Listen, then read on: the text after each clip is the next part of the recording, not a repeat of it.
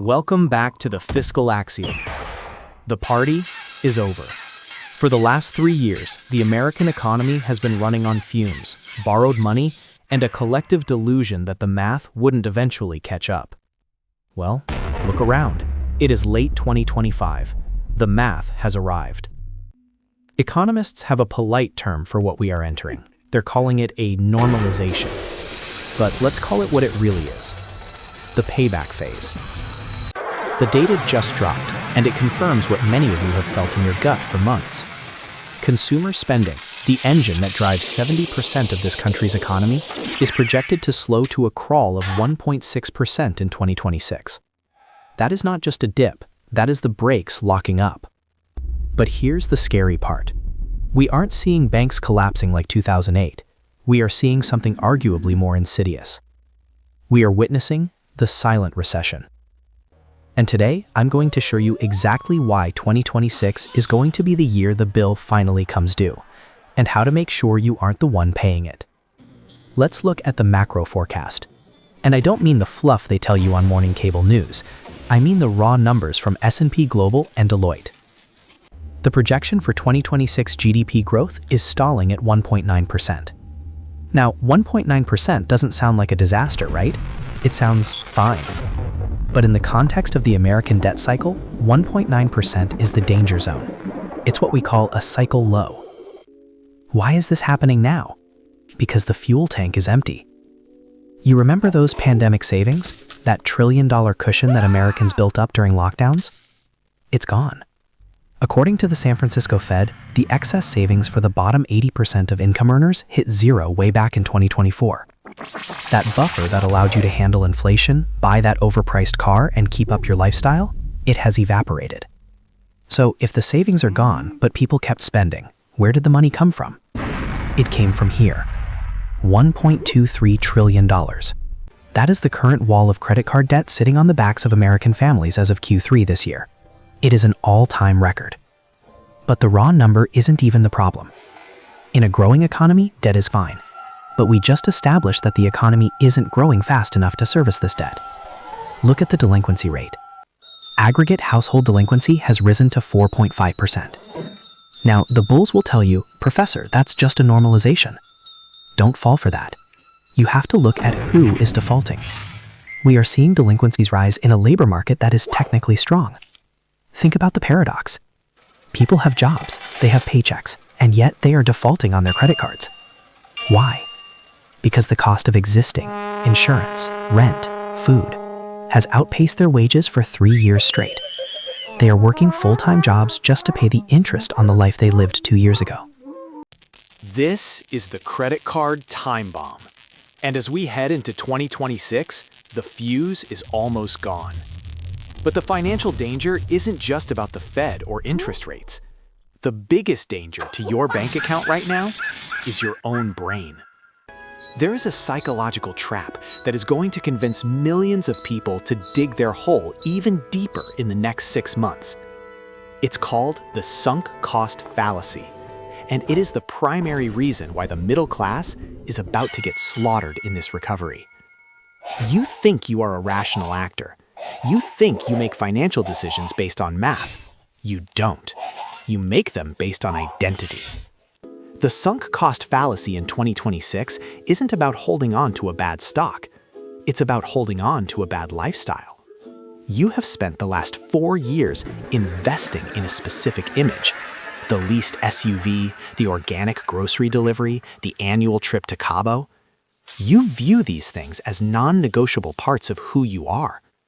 So when inflation eats your disposable income, you don't cut the lifestyle. You defend it. You defend it with credit. You say, I'll pay it off next month, but next month never comes. This is the lifestyle ratchet effect. It goes up easily, but it breaks the mechanism when you try to crank it down. In 2026, the people who survive aren't the ones who make the most money. It's the ones who can destroy their own ego fastest. If you are financing a 2024 standard of living with 2026 buying power, you are already insolvent.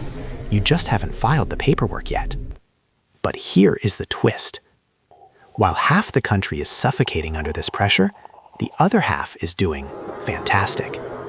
This brings us to the most important economic concept of our decade, the K-shaped recovery. The news media loves to talk about the economy like it's one single thing.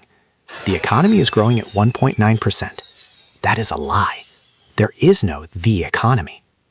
There are two completely separate economies moving in opposite directions. The top arm of the K, these are the asset owners. If you own a home, if you own a portfolio of stocks, if you own a business, inflation actually helped you. Your assets inflated in price. The 2026 slowdown for you just means your portfolio grows a little slower. You are annoyed, but you are safe. Then there is the bottom arm. These are the wage earners. If you trade time for money, you are on the losing side of this equation. Why? Because wages essentially never keep up with the real cost of debt and living. And here is the terrifying part about the payback phase of 2026. The gap between the arms of the K is widening. The top 10% of Americans now hold nearly 70% of the total wealth. The bottom 50%? They hold less than 3%. When the Fed keeps interest rates higher for longer to fight inflation, who gets hurt? The wage earner gets hurt. Borrowing cost for your car? Up. Mortgage rates? Up. Credit card APR? Skyrocketing past 25%. Meanwhile, the asset owner on the top of the K is collecting 5% risk-free on their cash reserves. The system is designed to protect the asset, not the salary. So before we talk about the survival strategy, you need to have a moment of brutal honesty with yourself. Which arm of the K are you actually on? Do not look at your Instagram feed. Look at your net worth statement. If you lost your job tomorrow, do your assets pay your bills, or does your debt eat you alive? If you are on the bottom arm of the K, relying on the paycheck to service debt, you are in the blast radius. And the survival strategy I'm about to give you isn't about getting rich. It's about building a bunker. Now, a quick reminder, this video is for educational and entertainment purposes only. I am not a financial advisor. Please consult with a professional before making any financial decisions. Welcome to the War Room. If you realized you were on the wrong side of that K-curve, standard financial advice will not save you in 2026. Dollar cost averaging into an index fund is great when the sun is shining, but when the storm hits, you don't need growth. You need a lifeboat. This is the survival protocol. Rule number 1. Liquidity is king. For the last decade, we were told that cash is trash because inflation eats it. In a payback phase, that logic flips. When credit tightens and banks start slashing credit limits, which they are already doing, cash is your only oxygen. Your goal for the first half of 2026 is to build a moat of 3 to 6 months of expenses in a high-yield savings account. I don't care if the stock market rallies 10% and you miss it. If you lose your primary income stream and you have zero liquidity, you are forced to borrow at 25% APR. That math destroys any market gains you might have missed. Rule number 2, the debt audit. You need to treat your high-interest debt like a medical emergency. I want you to look at every debt you have with an interest rate over 7%. Student loans, personal loans, and especially credit cards. If you have debt at 20% interest, you do not have a budget problem. You have a hair on fire problem. Every dollar you use to buy a latte instead of killing that debt is you effectively borrowing that latte at 20%.